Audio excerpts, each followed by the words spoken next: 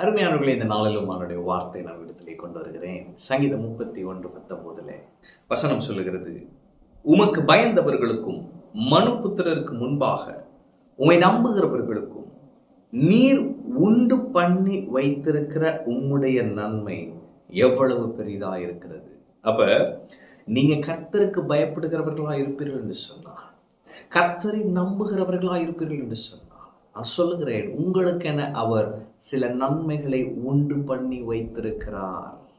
அந்த நன்மை எப்படிப்பட்ட நன்மை என்று சொன்னால் பெரிதா இருக்கிறதாம். பெரிய நன்மையை உங்களுக்காக அவர் ஏற்படுத்தி வைத்திருக்கிறார்.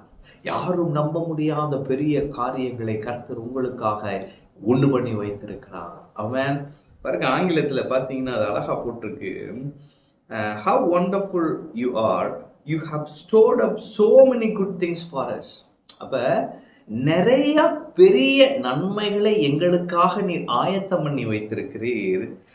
Like a treasure chest heaped up and spilling over with blessings. அப்ப ஆசீர்வாதங்களால் நிறைந்திருக்கிற பெரிய பெரிய நன்மைகளை அவர் உங்களுக்காக ஏற்படுத்தி வைத்திருக்கிறார். ஆமென். அப்போ உங்க வாழ்க்கைய அவர் தம்முடைய நன்மைகளினால் அலங்கரிப்பார். இன்று தம்முடைய நன்மைகளினால் உங்கள் வாழ்க்கையை அலங்கரிக்க போகிறார். பெரிய நன்மை, பெரிய நன்மை, நீங்கள் எதிர்பார்த்திராத பெரிய நன்மைகளை நீங்கள் அனுபவிக்க போகிறீர்கள். ஆமென். நான் பாருங்க, நானும் அம்மாவும் வாக்கிங் போவோம்.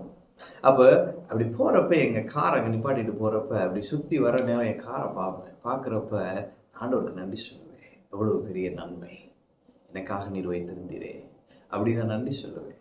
இந்த வீடு, நான் இருக்கிற வீடை சில நேரம் நான் அப்படி வெளியே நின்று பார்ப்பேன். பார்த்துட்டு, ஆண்டவரே இவ்வளோ பெரிய நன்மைக்காக நன்றி.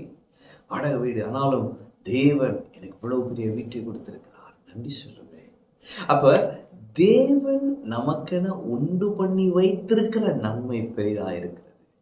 நான் என்று சொல்லுகிறேன், அவர் தம்முடைய பெரிய நன்மைகளினால் உங்களை ஆச்சரியப்படுத்த போகிறார். உங்கள் வாழ்க்கையை அலங்கரிக்க போகிறார். உங்கள் அலங்கோலமா இருக்கலாம், நான் சொல்றேன், அவர் அலங்கரிப்பார். ஆமென். பெரிய நன்மை உங்களுக்காக உண்டு பண்ணி வைத்திருக்கிறார், உண்டு பண்ணி வைத்திருக்கிறார், ஆயத்தம் பண்ணி வைத்திருக்கிறார். அவைகளை இன்று அவர் உங்களுக்கு அருளுவார். நீங்க பெரிய சாட்சியாய் சொல்ல போகிறீங்க, கர்த்தர் எங்களுக்கு பெரிய காரியங்களை செய்திருக்கிறார் என்று. ஆமென். கர்த்தர் உங்களோடு இருக்கிறார். கர்த்தர் உங்களை ஆசீர்வதிப்பார்.